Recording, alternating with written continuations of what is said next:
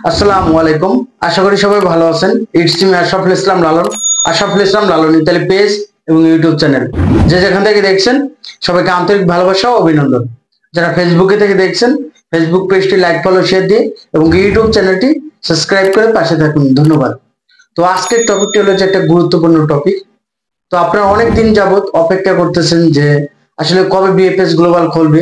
আপনারা জানেন যে পূর্বে 5ই আগস্ট থেকে অনির্দিষ্টকালের জন্য বিএফএস গ্লোবাল বন্ধ, কারণ দেশের একটা ঝামেলা ছিল যে নতুন সরকার আসছে, তো একটা ঝামেলা ছিল ওই কোঠা আন্দোলন নিয়ে। তারপর সরকার গঠন করা হইলো, এখন তো মোটামুটি আস্তে আস্তে স্বাভাবিক হইতেছে। তো 5ই আগস্ট থেকে অনির্দিষ্টকালের কিন্তু একটা নোটিশ দিয়েছিল বিএফএস গ্লোবালের ওয়েবসাইটে। তো এখানে বলা হয়েছিল অনির্দিষ্টকালের জন্য বন্ধ। তো আপাতত এখনো বন্ধ আছে। তো আমার ভাষ্য মতে এখন দেখা যাইতেছে যে এই বন্ধ মোটামুটি আগস্ট মাস শেষ হয়ে যাবে। আগস্ট সেপ্টেম্বর থেকে হয়তো কার্যক্রম চালু হইতে পারে, এটা কোনো তাদের ওয়েবসাইটে দেয় নাই। জাস্ট আমি অনুমান করে আপনাদেরকে জাস্ট কথাটা বললাম। যেহেতু বিভিন্ন কার্যালয় বা বিভিন্ন মন্ত্রণালয়ের অধীনে দায়িত্ব দেওয়া হয়ে গেছে গা। তো বিশেষ করে যে আপনাদের প্রবাসী যে মন্ত্রণালয়, ওইটা কিন্তু এখন ডক্টর ইউনূস স্যার ওনার নেতৃত্বে আছে। যে কারণ 27টা মন্ত্রণালয় কিন্তু ডক্টর ইউনূস স্যার যে এমপি, আমাদের প্রধান উপদেষ্টা বাংলাদেশে, এখন ওই যে বৈদেশিক কর্মসংস্থান মন্ত্রণালয় যে মন্ত্রী, উনি কিন্তু ডক্টর ইউনূস স্যারই আছে, কারণ ওনার আন্ডারে এটা কার্যক্রম চালু হবে।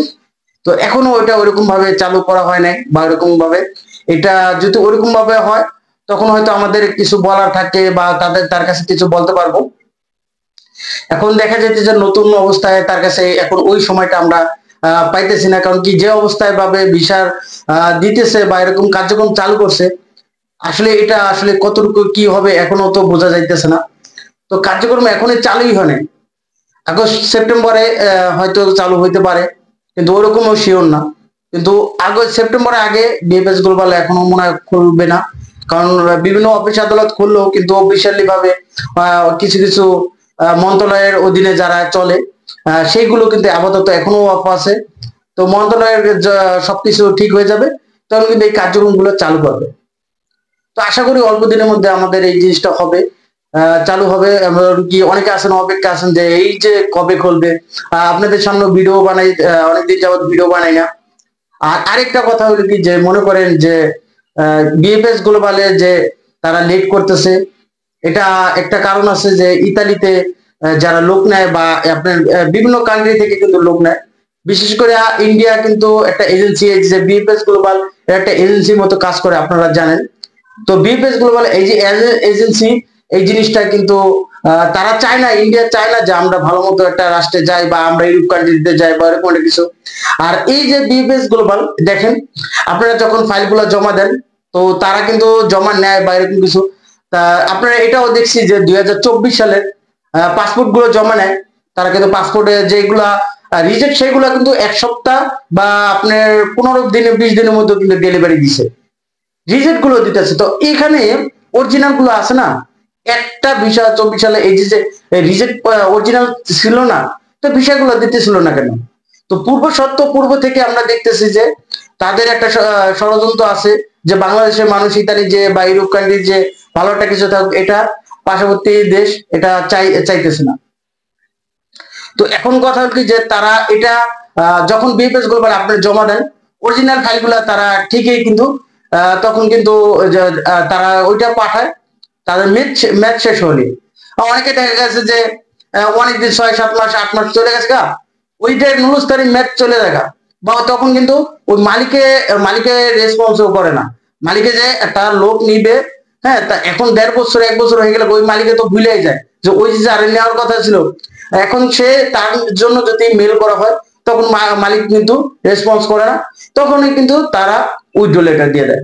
কিন্তু আগে তো এরকম ছিল না, আগে কিন্তু এত কড়াকড়ি ছিল না। এই জন্য অনেকে ভিসা পাইছে, বা এখন এখন কিন্তু প্রচুর কড়াকড়ি, এখন প্রচুর কড়াকড়ি। এই জন্য হয়তো 6-7 মাস 8 মাস হয়ে যায়, তখন কিন্তু মালিকে রেসপন্স না করলে কিন্তু রিজেক্ট করে দেয়। তো এখানে দায়ভার বিজনেস গ্লোবালে নিতে হবে, কারণ কি দেখেন এদের কারণে আজকে এই দুর্গতি। কিন্তু এই যে যে আপনার 16 বা 15 জুলাই থেকে মোটামুটি এই যে 5ই আগস্ট পর্যন্ত যে একটা আন্দোলন চললো, এই যে এই অবস্থা বা এর মধ্যে কিন্তু তারা কাজ করতে চাইছিল, এই যে সময়টার মধ্যে তারা কাজ করতে চাইছিল, কিন্তু এই যে ভাগ্যের কি নির্মম পরিহাস, এই তো দেখলাম যে আসলে যাদের সাথে খারাপ কিছু হয় এটা তাদেরকে লাগেই থাকে যে সবসময় এটাই হবে। তারা এই যে বিএফএস গ্লোবালে এই যে আমি বলবো 2023 সালে যারা জমাইছেন নভেম্বর নভেম্বর ডিসেম্বর যারা জমাইছেন তাদের একটা সমস্যা ছিল, যে বিএফএস গ্লোবালে অ্যাপয়েন্টমেন্ট নিয়ে তারা ডেট পাইছিল, কিন্তু এই যে দেশের মানে রাজনৈতিক সমস্যা বা নির্বাচনের জন্য এই যে তারা কিন্তু সময় করে লেট করে তারা কিন্তু জমা দিছিল। মানে প্রত্যেকটা সময় যে আপনাদেরকে একটা মানে একটা পর একটা লাগিয়ে থাকে। তো এখন আমার বর্তমানে এটা হয়ে গেছে, যাই হোক স্বাধীন বাংলাদেশ, নতুন একটা স্বাধীন বাংলাদেশ পাইছে বাংলাদেশ। তো এটা এই যে ছাত্র আন্দোলন, এটা নিয়ে কিন্তু প্রত্যেকটা রাষ্ট্রে, ইতালি, ফ্রান্স, আমেরিকা, বিভিন্ন রাষ্ট্রে ছাত্ররা এই বাংলাদেশের ছাত্রদের পাশে দাঁড়াইছে। এবং কি বিশেষ করে এই যে প্রবাসী ভাইরা, মিডল ইস্ট বলেন বা প্রত্যেকটা বাংলাদেশের যে প্রান্তে যে কোনো রাষ্ট্রে আছে বাংলাদেশের প্রবাসী, তারা কিন্তু এই যে আন্দোলন, কোঠা আন্দোলন নিয়ে শুরু হয়েছিল, কিন্তু এখন সরকার প্রথম দিয়ে যে এই সব আন্দোলন বা সব প্রত্যেকটা কাজের পিছনে প্রবাসীদের প্রধান ভূমিকা আছে। এই প্রবাসী একটা বড় একটা বাংলাদেশের জন্য আমি বলতে গেলে এটা বলা যায় যে টাকার মেশিন বলে, আসলে টাকার মেশিন।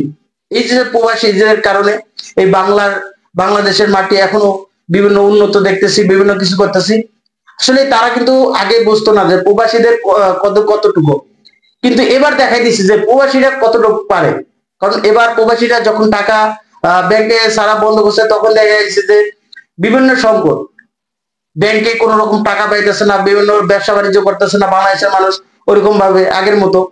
তো প্রবাসীদের আমি বলবো সবসময় যে প্রবাসীদের যারা মন্ত্রণালয়ে যারা কাজ করতেছে বা নতুন মন্ত্রণালয়ে যে যারা আসবে, প্রবাসীদের ভূমিকা অনেক, তাদের সর্বসময় তাদের মর্যাদাটা দেওয়ার চেষ্টা করবে, এটা আমি দেশবাসীর কাছে চাইবো। তো আপনারা আর এই যে ইতালি ব্যাপারটা, এটা যে এখনো দেখা যায়, আমি বললাম যে আগস্টের শেষ দিকে বলতে কি যে সেপ্টেম্বরেই খুলবে বেশি সম্ভবত, এটা আগেও খুলতে পারে কিন্তু আমার সম্ভবত সেপ্টেম্বরের দিকে খুলবে। কারণ যে কার্যক্রম বা যে বিভিন্ন বাংলাদেশে এখন অবস্থাটা পুরা গুছাইতে হয়তো কিছুদিন লাগবে। তো আগস্ট সেপ্টেম্বরের দিকে চালু করবে, চালু করার পর হয়তো তারা দ্রুত কাজ করবে। তাদের একটা মানে কাজের অগ্রগতি দেখা দিছিল যে ঢাকা থেকে ঢাকা কিছু অ্যাম্বাসেডর আসলো, তারপর প্রেসিডেন্টও পাঠাইছে, তারপর চট্টগ্রামও পাঠাইছে, তারা কার্যক্রম চালু করার জন্য দ্রুত একটা পাসপোর্ট অফিস নিছে। তো এর মাঝে কিন্তু একটা সমস্যাটা হয়ে গেছে না। যাক, আশা করি সবার জন্য দোয়া থাকবে, ভালোবাসা থাকবে। আর আপনাদেরকে বিএফএস গ্লোবাল যখন খুলবে বা কার্যক্রম চালু হবে, অবশ্যই আপনাদেরকে ভিডিওর মাঝে আপনাদেরকে জানাই দেওয়া হবে। অনেকে আমাকে মানে হোয়াটসঅ্যাপে কল দেন বা বিভিন্ন ভাবে প্রশ্ন করেন বা কমেন্ট করেন। তো সবাইকে একটা উদ্দেশ্য বলবো, দেখেন এখন যারাই ভিডিও বানাই বা আমরা করি, আমি ভিডিও বানাই দেখে আমি বলবো না যে যারাই ভিডিও বানাই এখন আপাতত ওইরকম ভাবে আপনারা নিশ্চিন্তা ঘুমায় থাকেন বা এরকম কিছু ঘুমান বলতে কি ঘুমান তো আসে না, এতগুলো টাকা পয়সা জমা দিয়ে আর কি আর টেনশন করেন না। যে আসলে যদি বিএফএস গ্লোবাল খুলে অবশ্যই আপনাদেরকে জানাই দেওয়া হবে। আর এই যে নতুন ডক্টর ইউনূস স্যার, ওনার নেতৃত্বে কিন্তু ওনার 27টা মন্ত্রণালয়, তো 27টা মন্ত্রণালয়ের মধ্যে উনি কিন্তু এই আন্ডারে আছে।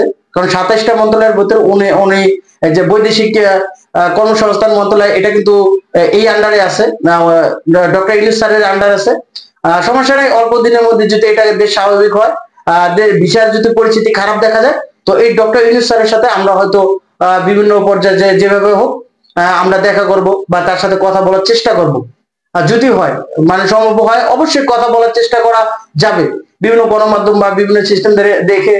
আগে কিন্তু যারা বৈদেশিক মুদ্রা কর্মসংস্থান মন্ত্রণালয়ে কিন্তু আমরা কথা বলছিলাম, তো ওই যে উনি কিন্তু এখন আর নাই। তো এখন ওনার প্রেক্ষিতে কিন্তু ইউনূস স্যারের সাথে অবশ্যই দেখি দেশ ওইরকম ভাবে স্বাভাবিক হইলে কথা বলার চেষ্টা করব, তার সাথে কি বলে। আর বর্তমান বিএফএস গ্লোবাল তাদেরকে কল দেওয়া হয়েছে, তাদেরকে কল দেওয়া বলতে কি যে তাদের কল এখন কোন রকমের অফিস সবকিছু বন্ধ, এখন কলের কোনো মানে বন্ধ। এটা স্বাভাবিক, তাদের কল দিলেও কোনো কাজ হবে না। আপনারাও কল দিলে কোনো কাজ হবে না, কারণ তাদের অফিস এখন বন্ধ আপাতত। 5 আগস্ট থেকে অনির্দিষ্টকালের জন্য বন্ধ দিছে। এটা সেপ্টেম্বরের দিকে খুলতে পারে বা আগেও খুলতে পারে, এটা স্বাভাবিক, অতটা শিওর না। তো আমার ধারণা সেপ্টেম্বরে খুলবে। তো আপনারা এটা নিয়ে টেনশন করতেছেন যে অনেকেই, তো আসলে কি আর বলবো, সবাই টেনশন আছেন, পেরেশানি আছেন। 23 সালে জমাইছেন তারাও পেরেশানি আছেন, 24 সালে জমাইছেন তারাও পেরেশানিতে আছেন। সর্বশেষ বলবো যে নতুন এক বাংলাদেশ পাইছেন, দেখেন কিভাবে কাজ করে। আগের তুলনায় যেহেতু সরকার চেঞ্জ হয়েছে, আগের তুলনায় কতটুকু কার্যক্রম চালু হয়, তো ওটুকু অপেক্ষার পালা। দেশবাসীর কাছে দেশবাসীর অপেক্ষা আছে বাংলাদেশ কিভাবে কার্যক্রম হবে ভবিষ্যতে, এটাই। তো আপনারা অপেক্ষা করেন, তো ভালো একটা কিছু হবে ইনশাল্লাহ। যেহেতু ছাত্র আন্দোলন, এই ছাত্র আন্দোলন নিয়ে সব শ্রেণী মানুষ, বলতে কি যে শুধু ছাত্ররা না, যারা রাজনৈতিক মানে বাইরে যারা সাধারণ মানুষ, আমি আপনি যারা ছাত্র বা সাধারণ মানুষ, প্রত্যেকটা দেশের মানুষগুলাই এই যে এই আন্দোলনে তারা উৎসাহ দিছে, শরীর ছিল। এবং কি আজকে সেই আন্দোলন করার ফলে আজকে নতুন এক বাংলাদেশ উপহার দিয়েছে ছাত্র সমাজ। এখন এই ছাত্র সমাজ দেখার পালা যে তারা কি করে। তো আপনারা এটা সব দিকে আমাদের কার্যক্রম আশা করি ভালো হবে। তো আপনারা সুস্থ থাকুন, ভালো থাকুন, আল্লাহ হাফেজ, আসসালামু আলাইকুম।